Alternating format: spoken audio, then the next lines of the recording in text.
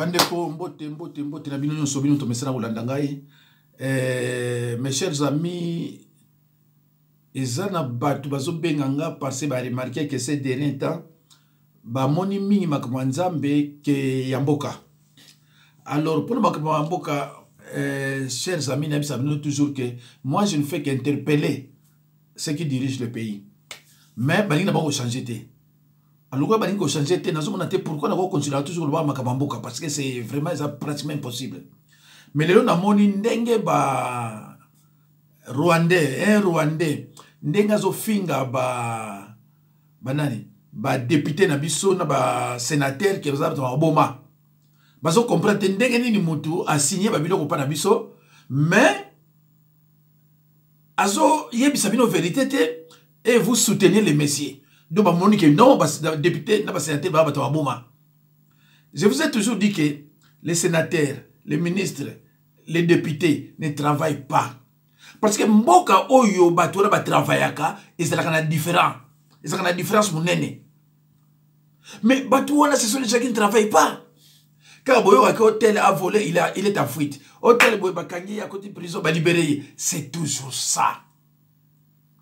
Parce que mboka tozwa Éthiopie. Éthiopie mboka ya muke. Mboka to bana lobaka obana Éthiopie. Mais bande kolanga. Baza ko travailler ki notre aéroport na bako. Oh ya biso so muta kote bani ko yiba epesili. Nga na yebisa bino boye. Eza benjure te. Eza mafinga te. Eza makama mboka. Nazo yebisa bino vérité. Na bana lo bana bino boye. Nani Chilombo ne peut rien faire sans l'aval de l'occupant. Combien de fois n'a pas minongo? Derrière este, tout côté kalaka o gagné wa tamko le côté. M23 na FARDC. Bazaluko la sataniste na sorcier. Sataniste na sorcier ba on ba bazaba na satana. Qu'est-ce que vous ne comprenez pas? Donc, M23 na FARDC, mon cousin, moko. Mais ce que tribalisme continue à moutoua, au community zoba zoba. Même si on te dit la vérité, tu es là pour contester. Pour et ça passi. Sataniste na sorcier, baza bango nyons va vivre na haine. Baza na mourte. Et c'est comme ça aussi, M23 na FARDC. Le coup la sataniste, ça mon cousin sorcier. M23 a mon konja ya FARDC. Armée FARDC ça va pas. Parce que dans mboka so attaquer bino, beaucoup attaquer. Défensif, il faut se défendre. Tant attaquer Ukraine, malgré la puissance ya kuna, yeba zo ça. Mais oya biso bana attaquer biso quand. Et ça na période de Chilombo te. Mais mboka ebebaka, si on dit une vérité, une vérité. Mais mboka oya biso ekenda depuis 69. Mais ngwanda loba yango ke on a imposé à Mobutu Kocha Bisengima na Rwandais. Et le 69 tant wachaki place on a cabinet ya directeur du cabinet a comment qu'il est du vice-président mboka na biso. Biloko nyonso bloqué abana saka na ministre. Tant Mobutu a kaya après moi c'est le délice et vous n'avez pas compris. Pourquoi le banya bilongo? Mais pourquoi Mobutu a kabona ki Kindu? Équateur n'a qui doit mener. Mais c'était la balkanisation, vous comprenez rien.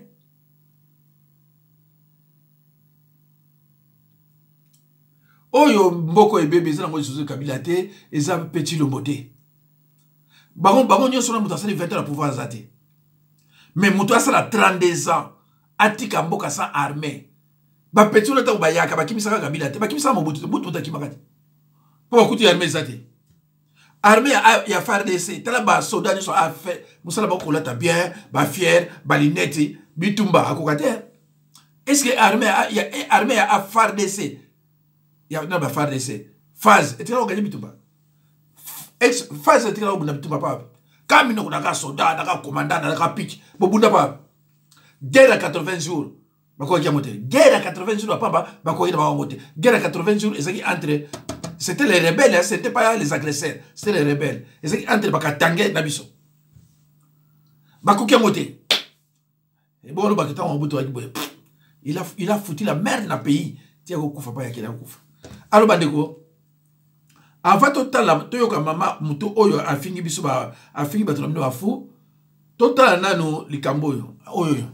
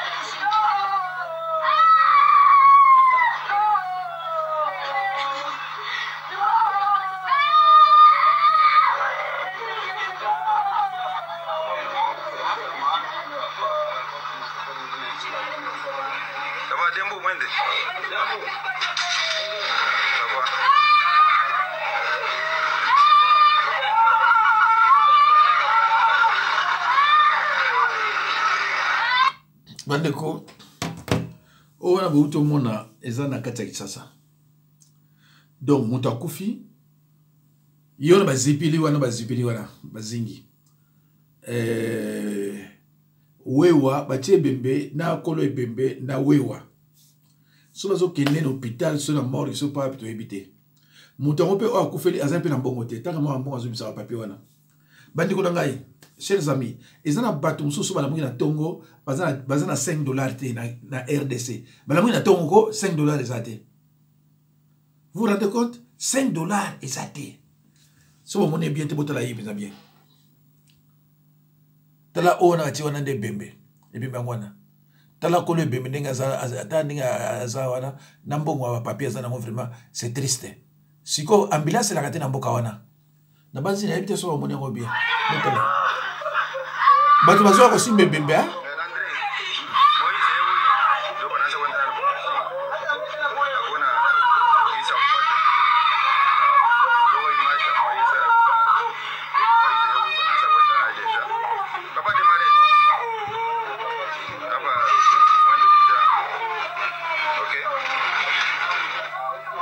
alo bandeko ba ona bomoni wana baza bandeko na nga na bino hein botala ndenge baza ko vivre na mboka oyo nga na yo bomoni bango alors c'est tout à fait normal Rwandais wana afinga ba député na ba sénateur ce sont des fous parce que président de la République abanga ba député na ba sénateur neti na mboka ba France ba Belgique ba banga ba député na ba sénateur parce que bako même c'est pas. Mais si qu'on a na mboka oya biso banda 66 ba député ba sénateur ba banga ka président de la République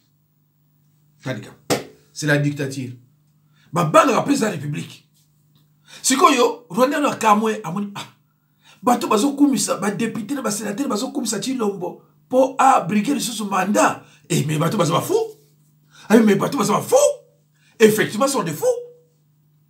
Effectivement, ce sont des faux. Toyo kanano, ma finga ango, voilà, voilà. Nzambe, tokotala yango. Mais tout en homme, toyo kanano ma finga, toyo kanano. Je tiens à maman, non, tu soukoura na sisi. Oyo kandenge secrétaire et ambassadeur ya Rwanda ndenga ofinga président. Parce que le président a dit un message que l'ambassadeur à Rwanda a libéré Congo. Ma bébé chéri, Oyoka. Avant le mouton de la République, un politicien congolais qui excelle toujours dans l'idiotie. Avant de battre Nyangana Kadawa, idiotie Kukani. Si l'on va rentrer au Beba Banduka, Bakasai, Bade, Begana Rwanda, Banenda Muganda, pour signer des accords. Hein? Vous, les moutons de la République, Félix Chilombo, quand il a eu la présidence, ces moutons n'étaient pas là. Hein? Ces moutons n'étaient pas témoins. En politique, il habite à Mugongo. Les politiciens congolais sont des imbéciles, vraiment. Chilombo est devenu président, ils ne savent pas les tenants et les aboutissants, les raisons cachées, les secrets de Kingakate qui ont fait de Chilombo président. Ces idiots moutons, la plupart d'entre eux ne savent rien.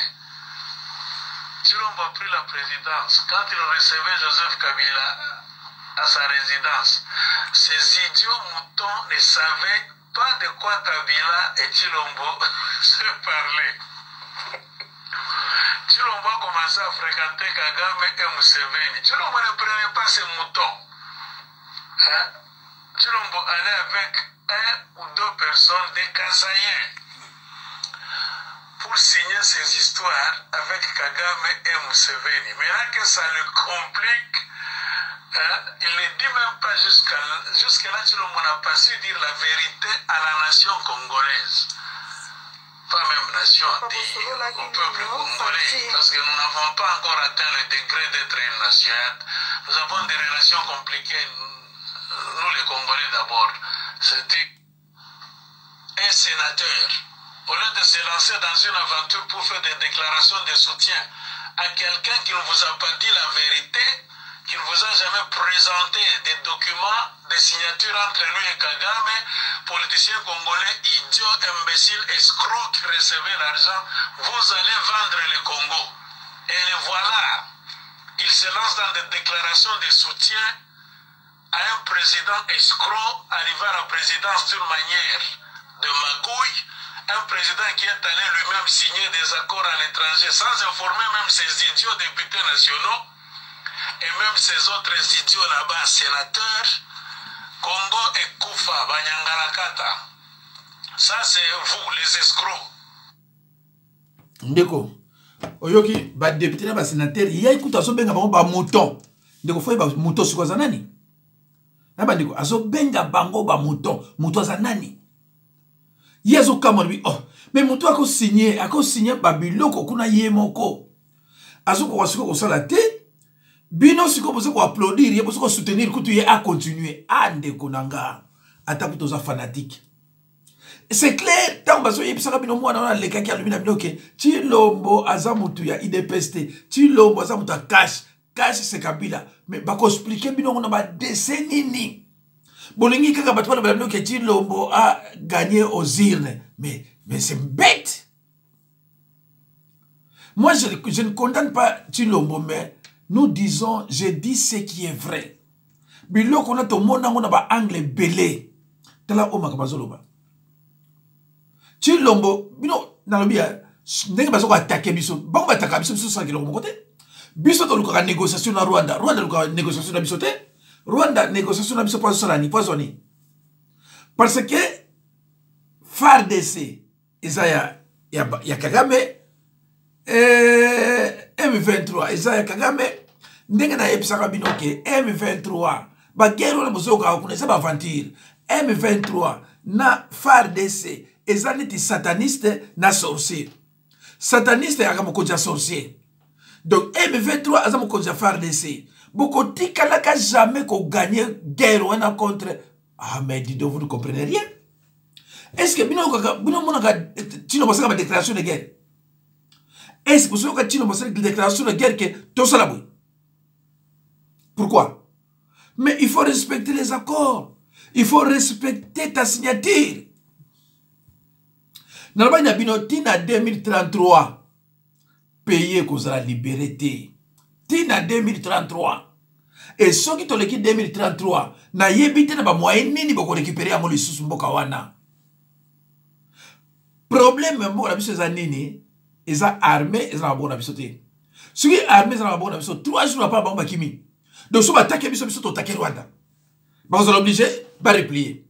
Mais si on soit attaquer biso to tourner ka ko buranga ro to nini. Goma siko pas yabo. Ndiko sama wa. Donc 500 officiers rwandais bazawana ya Kabila bauta simbi FARDC na M23 pour na siko to gagner il faut que longola 500 depuis donc on a battu ba fayulo basoki ba conférence en Allemagne na banani ce sont des petits politiciens ba bilo côté ozoki na ba conférence ezangata tina ezangata mutuna bakolo batu bazo yamba ba beta maboko congolais azoba cause la fanatique et ça malade moko ya mabe mais Fayulu aza soki député soki sénateur na députation kuna ele onya zoloba bato wana tout comme j'ai compris bato wana na lobela so mutu moko wana te et mokolo bino mozola ndanga boko comprendre bato ba Fayulu na ba mususu ba mbemba wana tout ça ba venturier sile boko kiko mandat Chilombo esoki dete Chilombo akoma na mandat na ye akosilisa guerre ya STT lukola akosilisa mote lukola esala bakoro wana soki babomi ete bako préférer a continuer so ça 10 ans bango ba yiba bazala bango bien petit nombre de bakoro wana ayebike ndenge nyonso ko yiba ba okanga ete basala rien entourage na pe nyonso bako yiba ba okanga ete basala rien eyibani diko ça mawe ba pays de Rwanda bino ko négociation na pays de Rwanda et ça ya mwana te problème ezali ba bloka bino armée ba bloka bino armée ti bozo tamura ba caméra to na ba est on ça ba fantir ba caméra qui na veste auto luka pe mais comment ba ko saka na bino tina niveau na batu na bandi ko na ngala kamora soki ngaka mutu zo comprendre na ba congolais ça va so comprendre te c'est vrai je me demande soki ngaka mutu zo comprendre et que le reste va zo comprendre te mais ça va miki M23 na FARDC eza ya barwande ni sombale ba continue bino no boma bato tina Kinshasa ba no kata bato tina Kinshasa armée zate mais armée zate problème ali ba député ba sénateur soki bazalaki ba motote ba on doit réclamer ba bité biso tolobi ba o na fu balongwa ba officier on a fo balongwa biso lobi fu balongwa to nommé ya biso mais bazu ba député 21 000 francs 21 000 dollars par mois bazu ba sénateur so 30 000 dollars par mois bozo ambo na bino kamene bima na okuna esili alors Rwanda wana oya lobby asa okamwa tala yemba ka bazo kamwa yango Déclaration de soutien de l'Union sacrée de la nation à son Excellence, Monsieur le Président de la République, chef de l'État, commandant suprême des forces armées et de la police nationale, ainsi qu'à nos forces de défense et de sécurité. Nous, regroupement et partis politiques, groupe parlementaire de l'Assemblée nationale et groupe politique du Sénat, associations et personnalités, membres de l'Union sacrée de la nation, réunis ce lundi 31 octobre 2022 pour évaluer la situation sécuritaire de notre pays, précisément dans sa partie orientale. Dénonçons et condamnons l'agression, les tueries barbares, les massacres, les destructions et les déplacements de centaines de milliers de femmes, enfants et vieillards perpétrés par le Rwanda à l'est, notamment dans la cité de Bunagana en territoire de Rutshuru. Aujourd'hui, plus que jamais, nous prenons conscience de l'extrême gravité du désastre humanitaire qui sévit en République démocratique du Congo, notre pays. Face à cette tragédie humaine qui endeuille notre pays, nous ne pouvons garder silence. Nous appelons toutes les Congolaises et tous les Congolais à l'unisson, à la mobilisation générale pour défendre l'intégrité du territoire et la souveraineté de notre pays. Ces institutions légalement établies et notre peuple meurtri en danger d'extermination. La persistance des atrocités que fait subir le Rwanda et ses complices à nos populations en violation flagrante des principes fondamentaux du droit international affirmé par la charte de l'ONU et l'acte constitutif de l'Union africaine sous le regard indifférent de la communauté internationale est intolérable.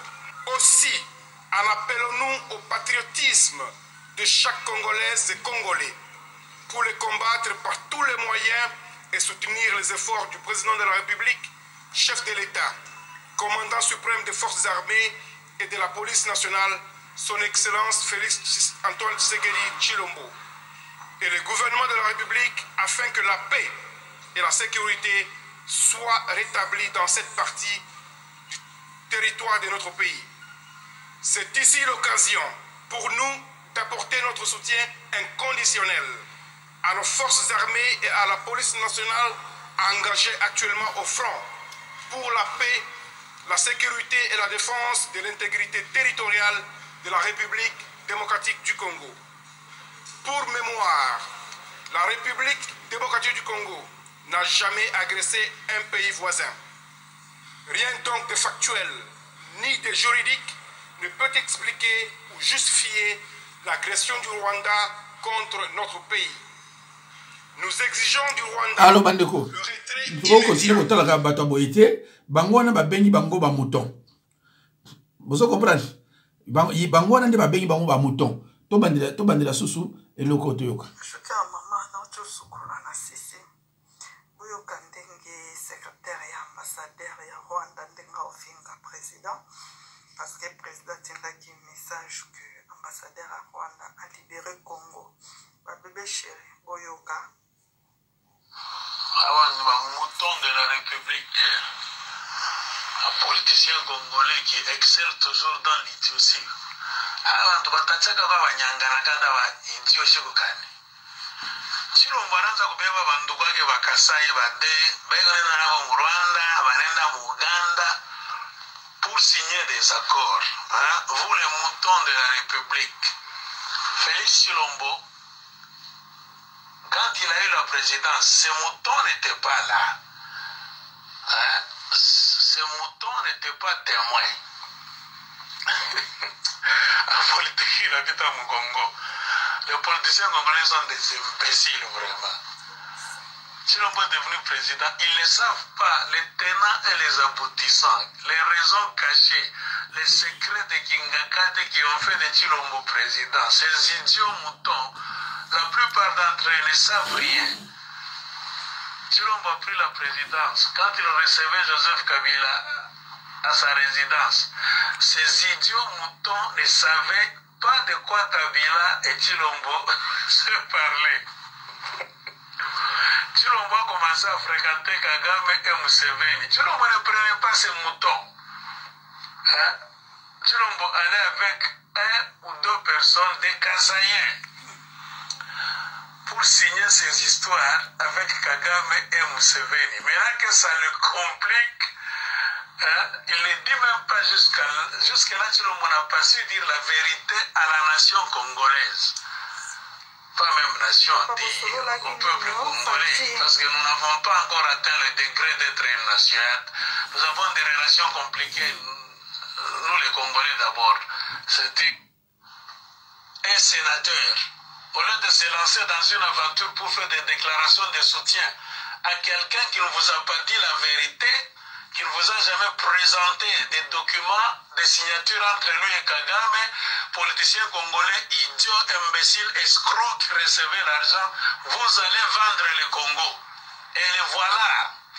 Il se lance dans des déclarations de soutien à un président escroc arrivé à la présidence d'une manière de magouille, un président qui est allé lui-même signer des accords à l'étranger sans informer même ses idiots députés nationaux et même ces autres idiots là-bas, sénateurs. Congo et Koufa, Banyangalakata. Ça c'est vous, les escrocs. Bandeko, nabati bolandi yango bien. Bazoya ko soutenir mutu oyo akina ko signer ba document sans kutu ayebisa bango ti lelo pe ayebisa bango te akotikala pe ko yebisa yango te. Mais des moutons baye baza ko soutenir. Ah nzambe nanga ye. Passé hein? Ndeko boko sutuka mko mususu. Boko sutuka mko mususu. Kagame azala ba signature nyonso. Kagame azala ba signature nyonso. Même si on a Chilombo, mais avec le président, ba signature yali. Comment vous avez dit pendant que Koune a chauffé, gouvernement congolais a autorisé Fali à que nous mettons un concert dans le stade. Bassan Nanzambe Baboyi, Balobi, jamais. 11 personnes bakoufi. 11 personnes, hein, pendant que là-bas, bazo koufa. Mais, bazo que nous bina. Oui, que Rwanda ba se kabiso na ndenge moko babi, mais oui, oyo suka bazo ba. Na mboka na bango bazo koufa, bango so bina na bango. Eh, bandeko. Et là, ma mingi, hein.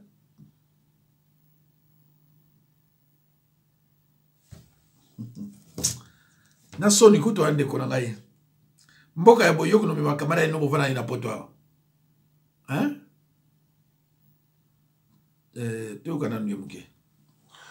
1979, l'armée tanzanienne entre en Ouganda avec les rebelles ougandais pour chasser Idi Amin. Idi Amin Dada est chassé du pouvoir. On remet au pouvoir un ancien président qui s'appelle Milton Obote en 79.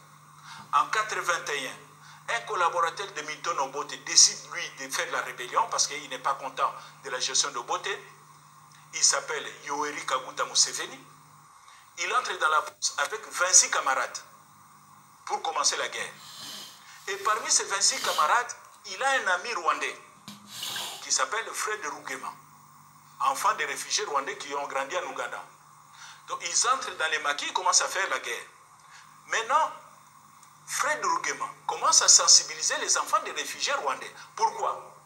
Parce que la campagne d'Obote essaie d'assimiler Museveni et les Banyarwanda. Museveni n'est pas Tutsi, il n'est pas Munyarwanda. Museveni est membre d'une tribu qu'on appelle Banyankole. Mais c'est une tribu, disons, proche des Banyarwanda. Mais ce ne sont pas des Banyarwanda. La campagne maintenant du pouvoir est dit, c'est les Banyarwanda qui nous attaquent. Et on commence à déstabiliser les jeunes dans les camps de réfugiés. Et ça donne une occasion à Museveni de commencer à recruter ces jeunes-là. Surtout Fred Rugema, il va aller commencer à sensibiliser les jeunes. C'est ainsi que Fred Rugema va recruter un jeune garçon réfugié rwandais au nom de Paul Kagame pour l'amener dans la rébellion. Le petit frère de Museveni qui s'appelle Salim Saleh va recruter un jeune qu'il avait connu au niveau de... Je crois qu'ils étaient dans une même école. Le petit s'appelle James Kabarebe. Salim Saleh l'amène dans la rébellion. Le mouvement de Museveni s'appelle NRM, National Resistance Movement, avec leur armée, NRA, National Resistance Army. Ils font la guerre, et puis en 1986, les NRM de Museveni gagnent la guerre. Et ils entrent à Kampala, ils prennent le pouvoir. 1986. Mais lorsque l'armée NRA, l'armée ougandaise de la rébellion, entre à Kampala, ils sont à peu près 20 000 hommes. Sur les 20 000 combattants de la NRA, 5 000 à peu près sont des Rwandais. Des enfants des réfugiés rwandais. Ils prennent le pouvoir. Et Museveni, pour les remercier pour leur contribution, il va les nommer à des postes clés. C'est ainsi que les Deputy Chief of Military Intelligence, les chefs du renseignement militaire adjoint, est nommé, c'est le major Paul Kagame, qui devient le numéro 2 de la sécurité militaire en Ouganda. Le lieutenant James Kabarebe est nommé, il est AIO, Intelligence Officer, agent de renseignement, dans l'armée ougandaise.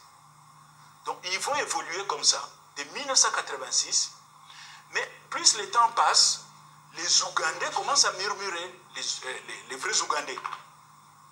Ils disent, mais comment on peut accepter quand même dans notre pays? Tout le monde sait que ces gens-là, c'est des Rwandais, ils ont des positions claires. Donc, il y a une tension qui commence à monter au sein de l'opinion ougandaise. Museveni dit, ça m'amènera des problèmes, ça. Il faut que je me débarrasse de mes alliés qui deviennent encombrants. La meilleure façon de se débarrasser de ces anciens alliés, c'est de les aider à rentrer chez eux. Et c'est ainsi qu'ils vont créer, Fred Rugema va créer une structure politique qui va appeler FPR, Fonds Patriotique Rwandais, avec une branche armée qui s'appelle APR, Armée Patriotique Rwandaise.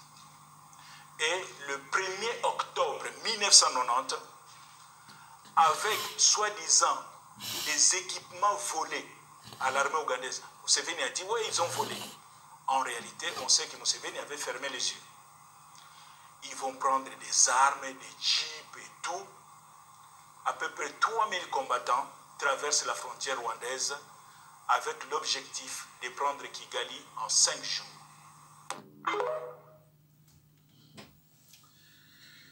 Boluka koyeba histoire bandeko.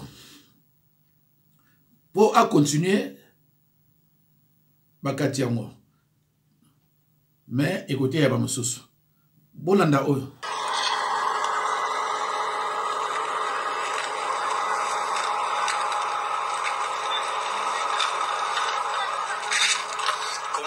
Possible de relancer l'économie congolaise avec ces désordres que nous sommes en train d'observer en cet instant ici sur le tronçon triangle Kenya, de la Kenya.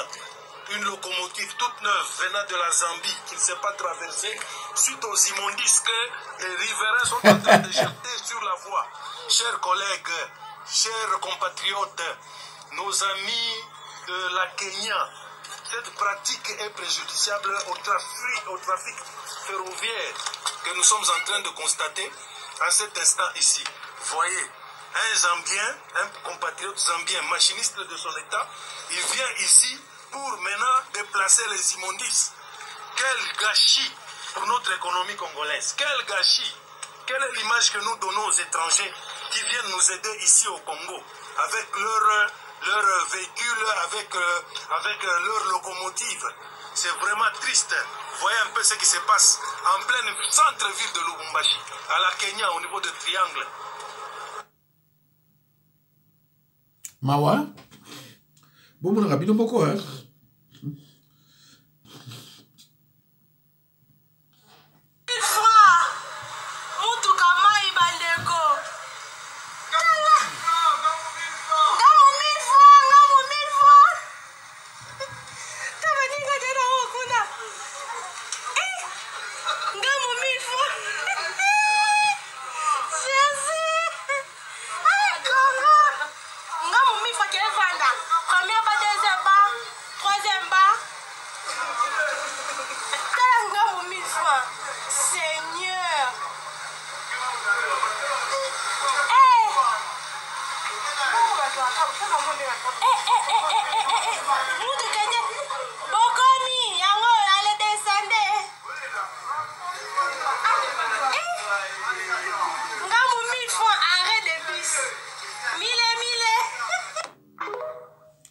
Banobomonia dans le cas de Kinshasa bazo traverser na bapusu bavandi mille tel niveau donc quand niveau mo bako sala te et que de ti na fleuve Congo place wana et c'est bako ko sala ya moté bako sala ya munene e makamai ti na fleuve Congo muto ko sala mo sate kende na Kinshasa kuta ben ingénieur.